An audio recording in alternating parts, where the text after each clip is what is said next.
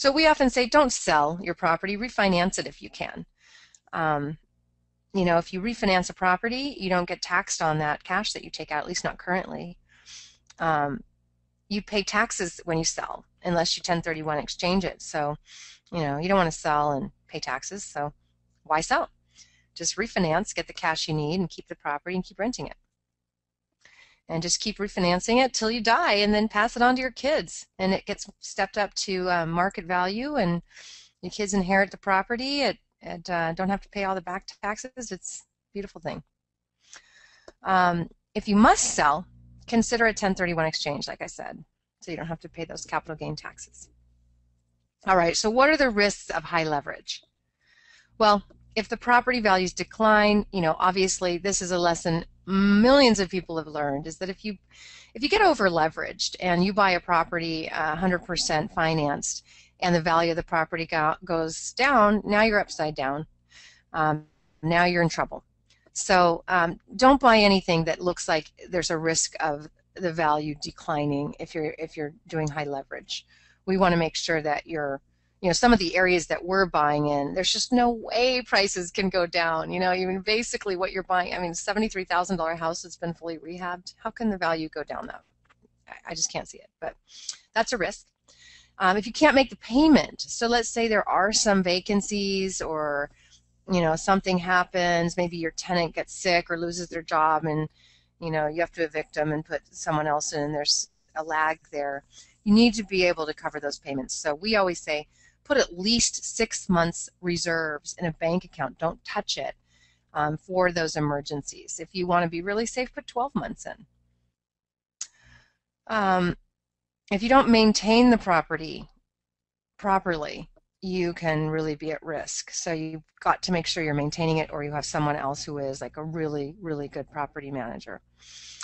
We have just learned, I just found out that parts of Texas, when there's a drought, it can really cause foundation issues on properties that aren't properly maintained.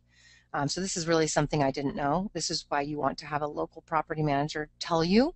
This is why you don't want to not have a local property manager, because you just wouldn't know that. How would you know that? So, maintenance is key. Balloon notes, those are scary. We've been in them, no fun. To get into a balloon note, what that basically means is, let's say you got a 3 or a 5-year loan, and we're seeing a lot of these, and you didn't have the means to refinance or sell that property, or pay it off or whatever. You're in a bad situation, because you got to be able to pay off the note, and if you can't do it, they take the property. So be careful of balloon notes. Construction loans, same thing. This is the big thing that happened in 2008. Lehman Brothers went down. They had offered a lot of people construction loans. People started construction, and one day they just got a notice saying, you know what, we don't have any more money. You can't, there's nothing you can do. So a lot of people were mid-construction when all of a sudden they had no construction money, and they got in big trouble. We are now picking up those properties as a network, and finishing off the job and making the profit that the person should have got who was in it originally. And so be careful of construction loans. Hard money loans, again, same thing. They tend to be short term. They tend to be high interest. If you know what you're doing, then great. If you don't, there's a lot of hard money lenders who lend just with the hope that the person won't be able to make the payment so they can take over the property. Not all, but some. And so just be careful of those. And take action. So first and foremost, if you're looking to use leverage to acquire property, check your credit health. Make sure you've got good credit, and don't worry so much if you don't have good credit. There are so many good companies out there that can help you fix your credit. If you need a referral to a good company that can help you fix your credit, let me know. I'm constantly doing credit repair, because when you use your credit a lot, it often needs repair. So it's not that expensive for the value. Find out how much you can borrow. Talk to a lender. Find out how good your credit is, and I should say your ability to borrow. Do you have a lot of debt? And if you do, that might cause debt income ratios. So you got to make sure you don't have too much debt, and you want to have plenty of reserve funds, either way, just to get the loan, but also to make sure it's a successful investment. You want to make sure you have those reserves. Get expert advice on where and what to buy.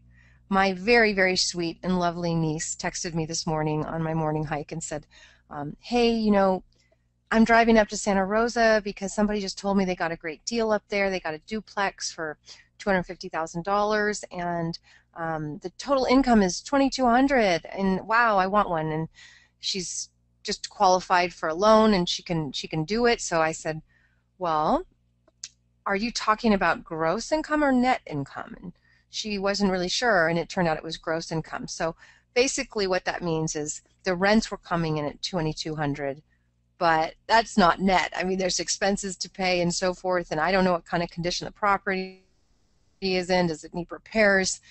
Is it in a bad part of town where you're going to have trouble collecting your rent? Are there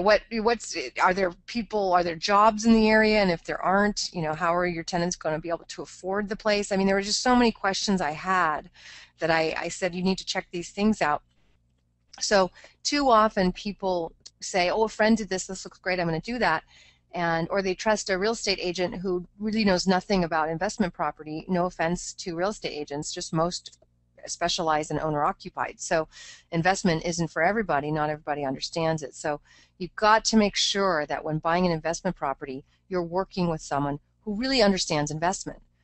In this case, this person who bought this property never even talked to a property manager to find out about those things I said. So it could be a high crime area where there might be a lot of vandalism, might be an area where there's not many jobs, might be a house that needs a ton of work. So the return on that could vary, and you just need to make sure you've got expert advice.